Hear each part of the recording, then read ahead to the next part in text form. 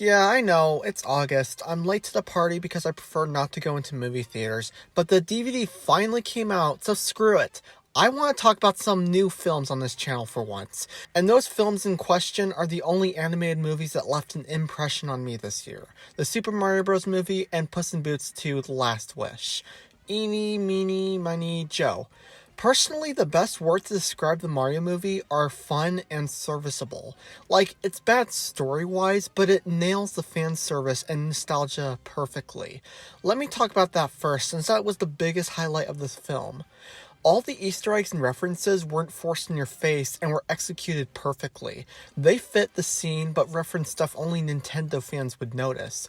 A good example is Kamek wearing a Peach costume. It fits as a visual gag, but Mario fans will recognize it as a nod to the new Super Mario Bros. Wii. And it doesn't stop there. Like, the princess is in another castle line, Peach using her dress to float, Cat Mario, Donkey Kong blowing a flower, etc. They're all smart and subtle. The Mushroom Kingdom actually looks the best it has ever been. Everything is all big and cozy. This might be the best Mushroom Kingdom interpretation ever. By far, my favorite part of the film is the soundtrack, which is so far rare to be brought up on my channel. Brian Tyler did a phenomenal job with the instrumental score, and just sitting there hearing all of these iconic pieces woven into the orchestral soundtrack for a feature-length film just made me so happy. Wait, that's it? That's all my positives? Well, yes, but actually, yes. Everything outside of those three range from okay to bad.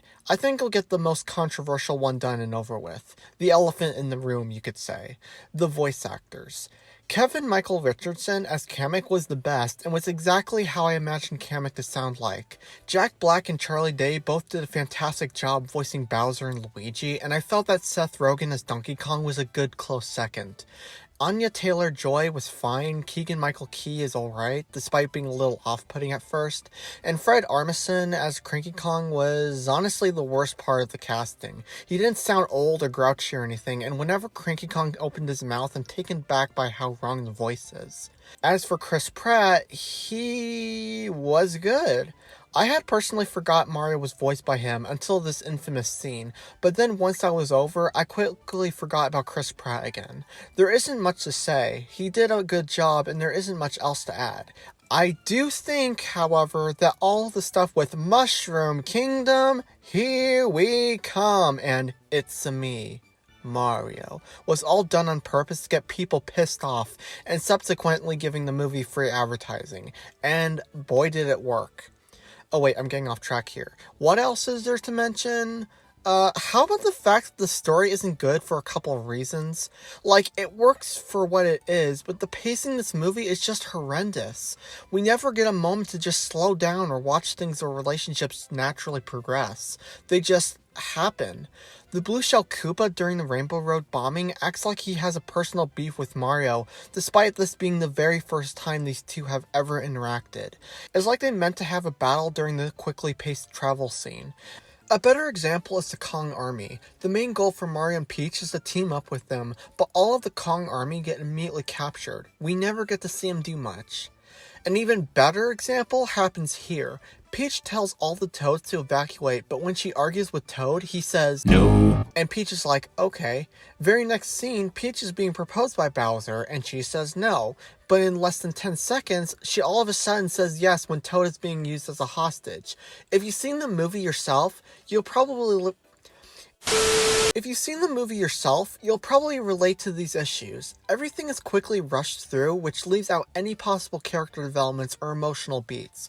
If the movie was longer and the story was paced right, we'd get to actually connect with these characters. Mario and Donkey Kong's relationship would feel rewarded. Luigi would get more screen time and possibly things to do. I was honestly expecting him to either comfort the other prisoners and tell them to not give up hope, or to lead the Kongs and Penguins in the kick-ass prison break. But obviously it never happened, and seeing Luigi absent throughout more than half of the movie really pissed me off. Actually, you know what really pissed me off? The very end of the movie. I hated everything that happened in Brooklyn except for the Charles Martinet and Pauline cameos. The terrible family, terrible Illumination NPCs, and dog can all just go to hell for all I care. But once after everyone in the entire Mushroom Kingdom gets sent to Brooklyn, and the real world now knows that there's another existing universe, I completely lost my shit. I can never take a secret society or world being exposed in movies seriously, unless it is executed right. Having the entire world now be fully aware of a race of turtles, mushrooms, apes, and magical power-ups only causes problems and puts the universe in danger. But everyone is just chill about this? No military is being called? We never see what the humans do next because, again, the pacing.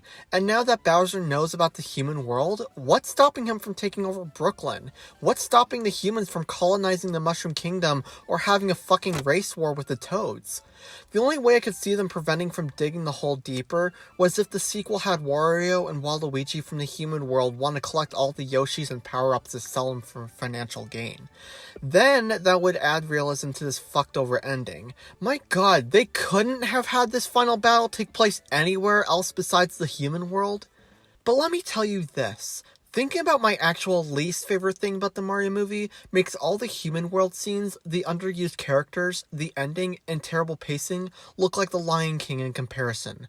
Remember how I said that the score is my favorite part of this film? Well, take a guess how I feel about the pop songs.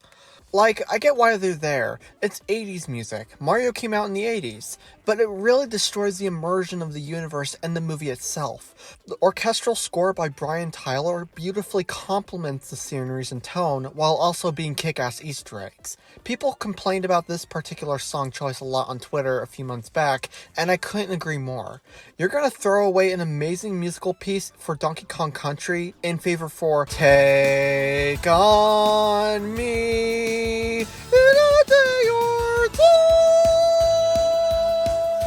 It's almost like Illumination stepped up to Nintendo and said, hey, we want to have our own traditional flair in this movie. Let's add pop culture songs like all our other films. It's our company policy. You know the rules, and so do I. I could go on, but what is the fucking point? These songs were poorly used, and I'm holding out for a hero only peaked in Shrek 2, and nothing else will top it. Okay, so the ending of this video won't come out as depressing. I'll quickly move on to the animation. The animation is good.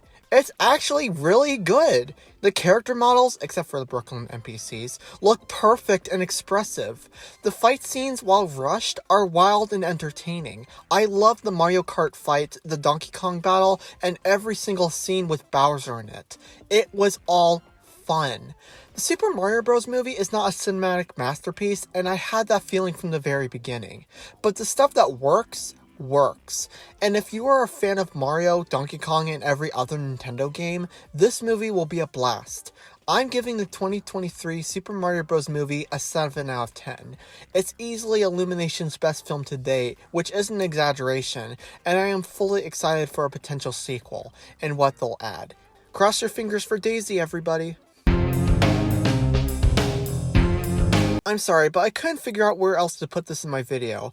Toad was honestly useless after visiting Peach's castle. And are we not going to talk about how Toad got to accompany Peach without doing the obstacle course?